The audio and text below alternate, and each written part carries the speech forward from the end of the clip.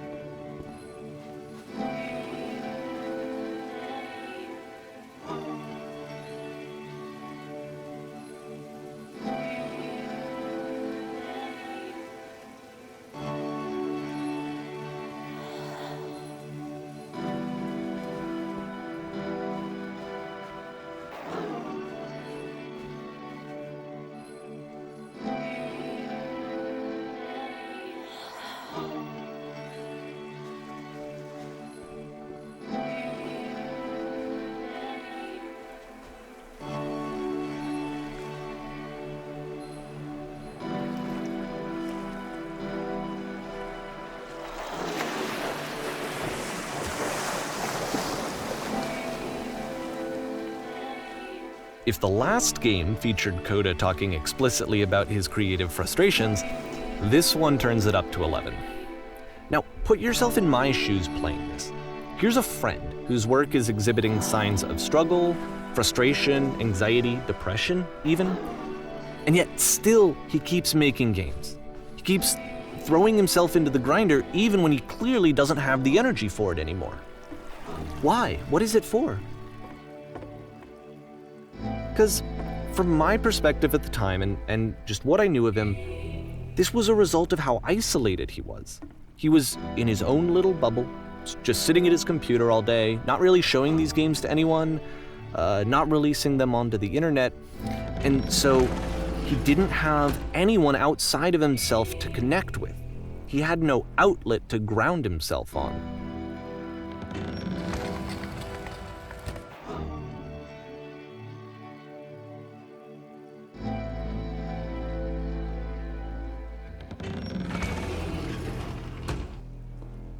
You can't talk yourself out of loneliness.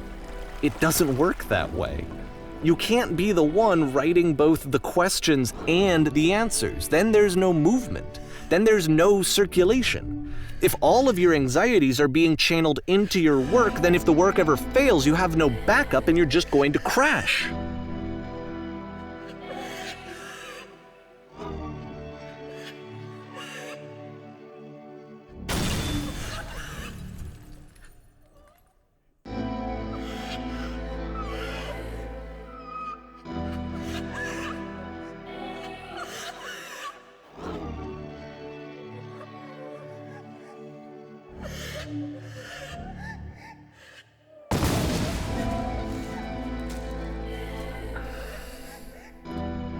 Seeing this game at the time that he made it, it looked really unhealthy to me. I was watching him do this to himself, and I hated it. I hated seeing him so trapped. It's like, video games are not worth this amount of suffering. This is someone I really cared about, and I used to get so much joy out of seeing him create. For him to suddenly become angry and frustrated like this, it was the worst thing for me.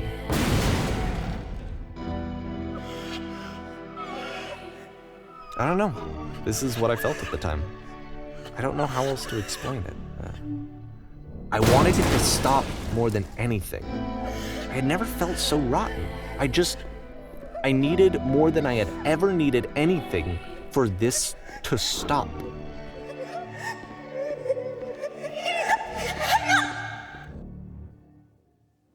But it didn't stop. After finishing this one, Coda takes another 7 months and comes up with a new game.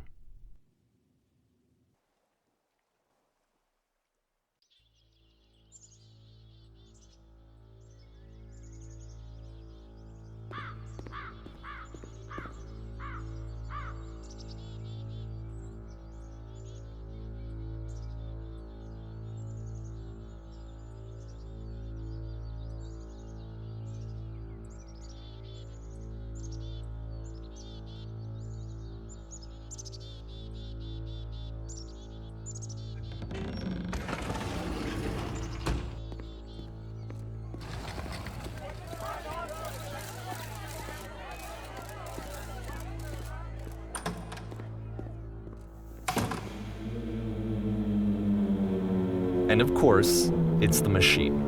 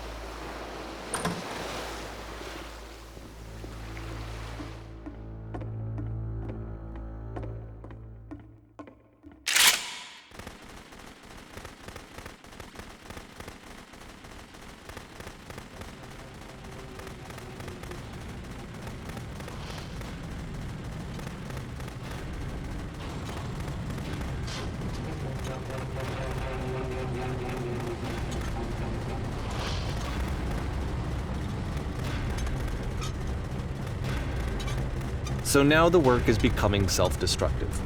And I'll tell you, at the time that I first played this game, shortly after he made it, here's what I'm thinking to myself. I'm thinking that code is stuck in his own head, and that it's having a very negative effect on him, and that all he needs to do is just start showing his work to people, to get some actual feedback on his games. It might get him out of isolation. And so, as I'm thinking this, I realize that I could be the one to initiate it. Because it would never occur to Coda to start actively soliciting feedback, so what if I did it for him?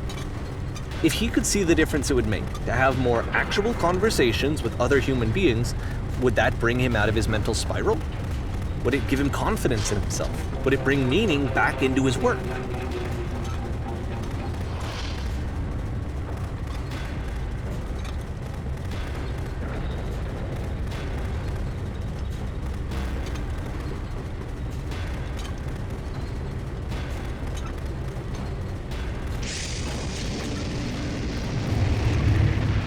So I started showing Coda's work to people.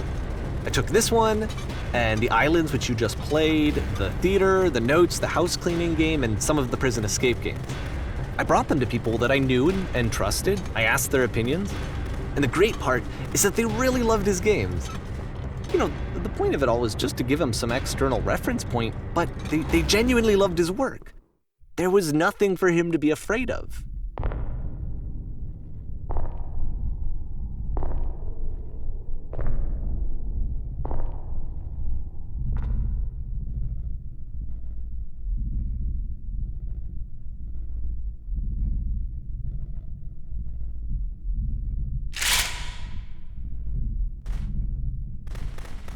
Can you see why I felt like this was the right thing to do? Because it's the thing that I always feel like I need, to be told that my work is good, that I am good. When someone really connects with a thing that I've made, when they see themselves purely in my work, there's nothing that feels better. And I got to give that very same feeling to my friend. I did something... I really felt like I'd done something good, like I was a good person. I felt like there was a friend who was in trouble and was unhappy and maybe didn't like themselves, and I could fix it. If I could give him this gift, maybe I could fix the problem. When they told me how much they enjoyed his games, it was the best feeling. It was the absolute best feeling. It made me feel so happy, so beautifully, beautifully happy.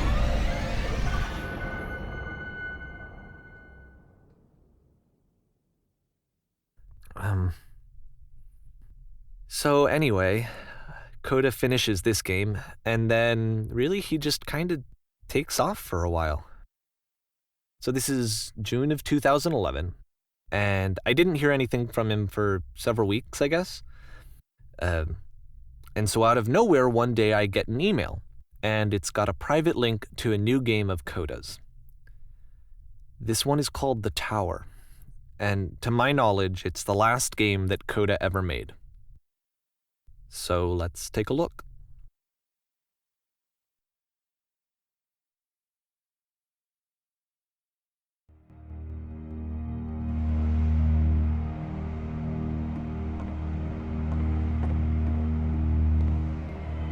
And this is where I have trouble saying anything meaningful about Coda's work.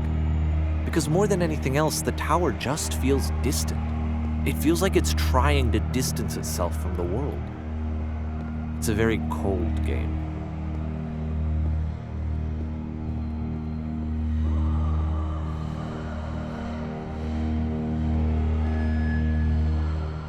This room actually has a maze in it. Except that all the walls of the maze are invisible. And then every time you touch one of the walls, there's this awful flashing and noise, so the experience is really miserable. The game goes beyond not being meant to be played, it actually seems to despise the player for trying to play it at all. But I do want to show you the rest of the levels, so when you're ready to continue, press enter and I'll put a bridge over the maze.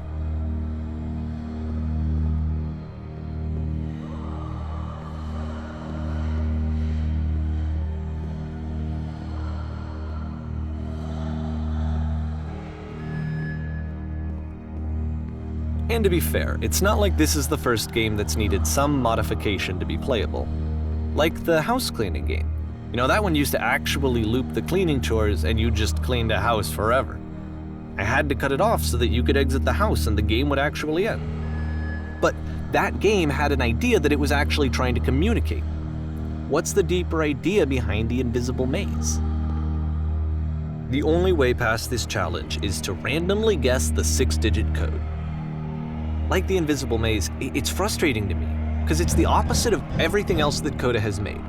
It doesn't encourage thought or engagement. It doesn't ask anything of me, except a lot of my time. If I could have reached him during this time, then maybe I could have asked him, but I couldn't. I still don't really understand why this is here.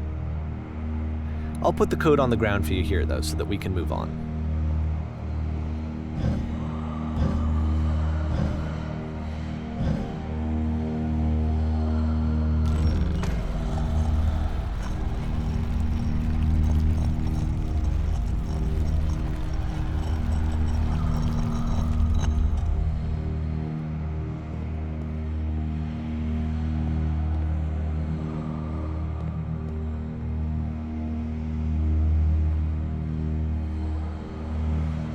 The switch to open this door is actually on the other side of the door, meaning that it's literally impossible to solve from this side.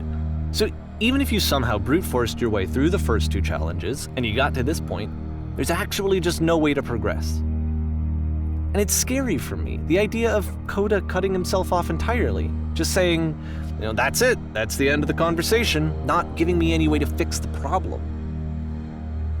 I feel like a failure, I guess, when I can't fix the problem. But I can open this door for you, so let me do that.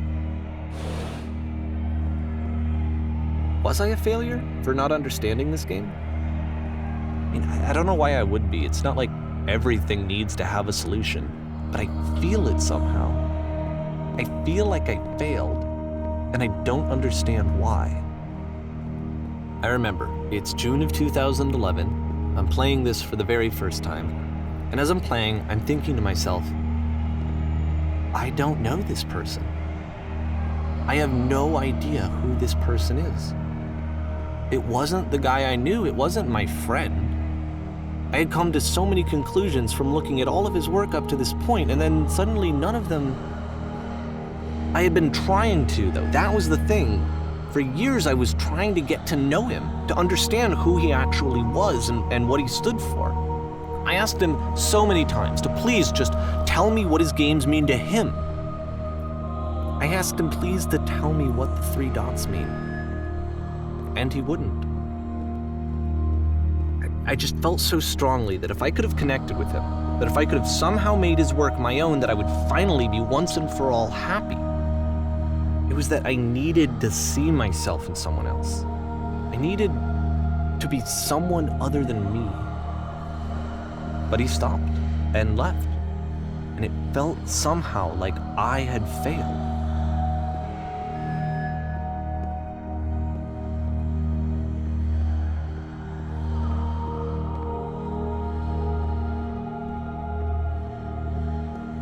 Where did I screw up?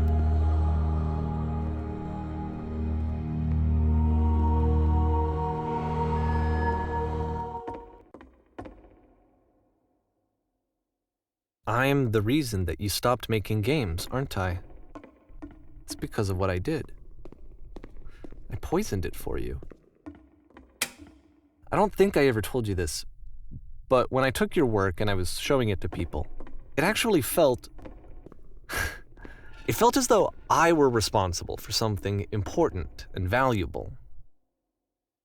And the people who played them, they treated me like I was important. They really listened and cared about what I had to say. Even though I was showing your work, I felt good about myself. Finally, for a moment while I had that, I liked myself.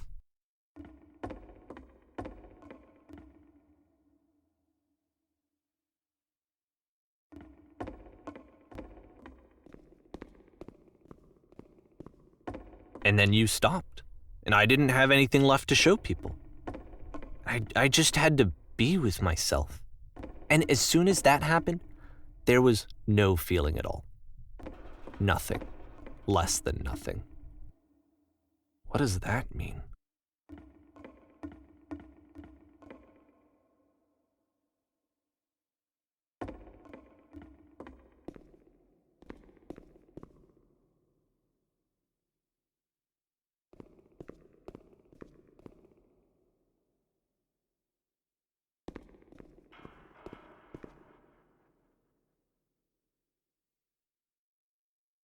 I'm afraid that I did something really stupid because I don't like myself.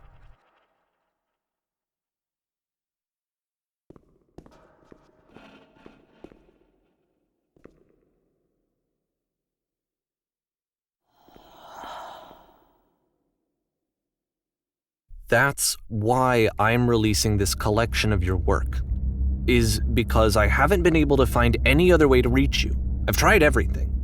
And so a part of me has hope that if I put this compilation out into the world, and if I put my name on it, that maybe enough people will play it so that it'll find its way to you, so that I can tell you that I'm sorry.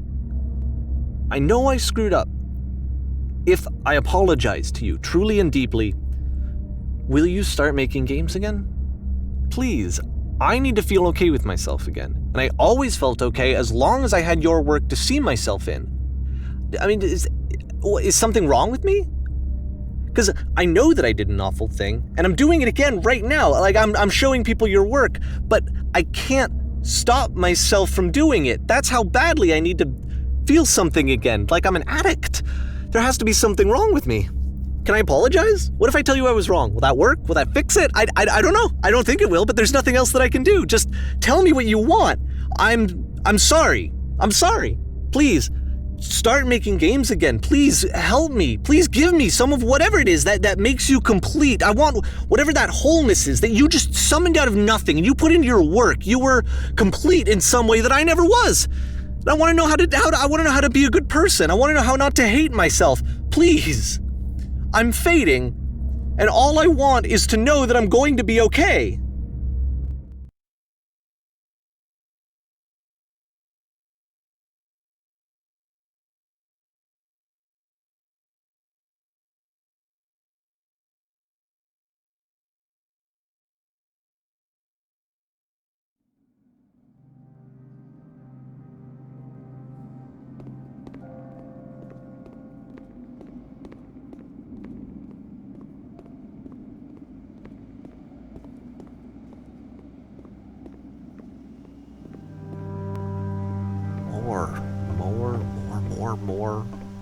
More love, more praise, more people telling me that I'm good. Always more. It's like a disease.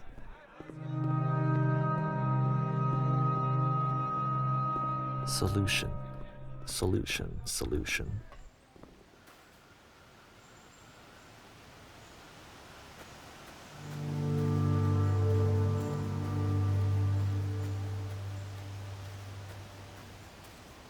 I guess if someone had told me ahead of time that he just really enjoyed making prison games, maybe I wouldn't have thought he was so desperate.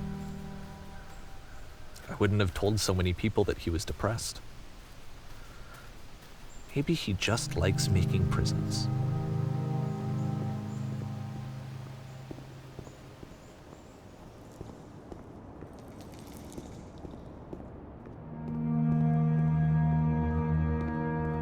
Even now, the disease is telling me to stop. Don't show people what a shitty person you are. They'll hate you.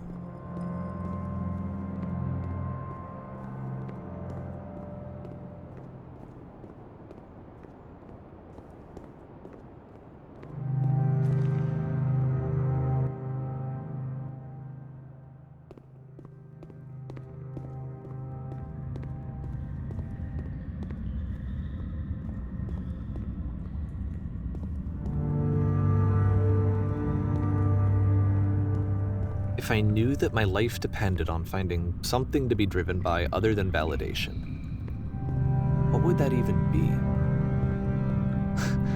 It's strange, but the thought of not being driven by external validation is unthinkable. Like, I actually cannot conceive of what that would be like.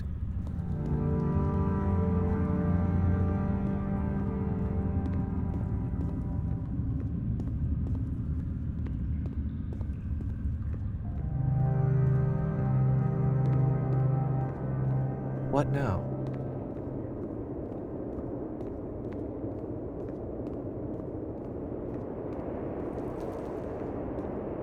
I think I need to go.